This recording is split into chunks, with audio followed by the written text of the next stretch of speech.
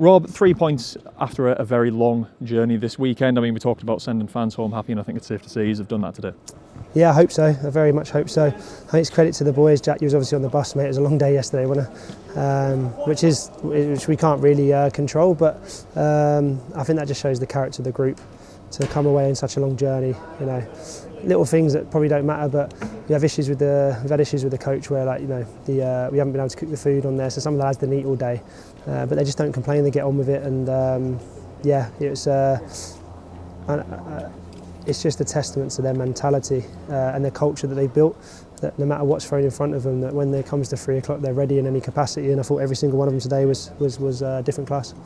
Yeah, you mentioned the performance there, obviously going to get a goal up early on and then sort of getting pegged back into half time. I suppose what was the general message really at half time, because the performance even in the first half was pretty positive, a fair few sort of chances created and getting a bit of pressure on goal as well, really.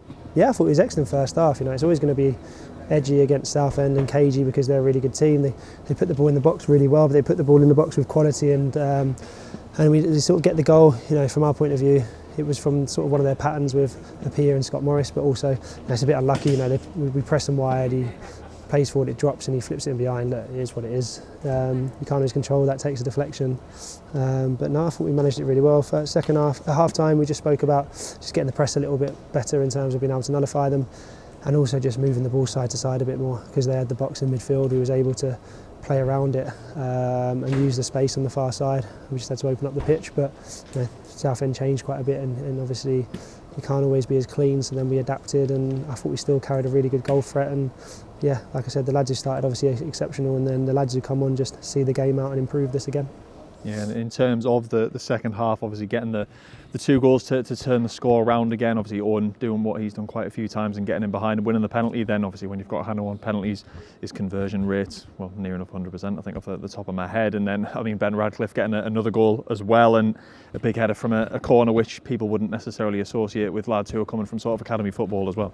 Yeah, well, we spoke about the set pieces that need to be better. You know, responsibility on me first and foremost, but yeah, I thought yeah, it took us a while in the first half to get it right, but when the lads did, it just shows why we, you know, just shows why we need to get better at them, because that puts the game to bed. Well, that's a lie, because Southend was still excellent. It puts the game in a position where we can be a bit more comfortable, and we're able to dictate out of possession a little bit more.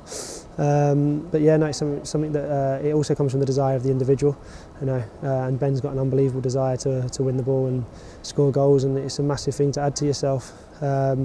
And yeah, I think goals do change the shape of games, a bit like we found in the harshest way against Forest Green and Dagenham.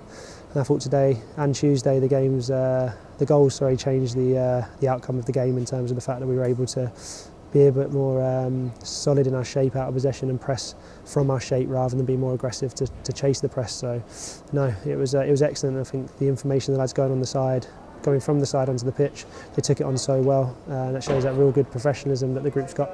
Yeah, and in terms of that capping this week off, obviously 2 games, 2 wins and 6 points and 2 positive performances to go with it as well. So a pretty successful week all round, I imagine. Yeah, it has to be. I mean, at the end of the day, you know, we lose to Forest Green, probably one of our cleanest performances, but you know, fair play to Forest Green. You know, they scored early, they defended the goal. But other than that, we just sort of come away from it saying, if we perform like that consistently, you know, you'll get the wins and you'll get the results. And we can't let that one performance, the one scoreline affect the overall performance and the development of the club. The players, and they did that Tuesday, and they've done it today, and you know, 2 very different, very tough games. Boston are going to be a really good team once they adjust the National League. They're going to be a really strong team, so that's important 3 points, and any win at Southend is a really, really good thing at the National League, and I think it's one of the best away performances and best away wins that I've seen, in terms of we did every part of the game really well today. You know, from Tiernan, from the back 3, the midfield to the forward players, they all contributed. And yeah, you know, it's never going to be clean against Southend because they're such a good team, and Kev sets them up so well.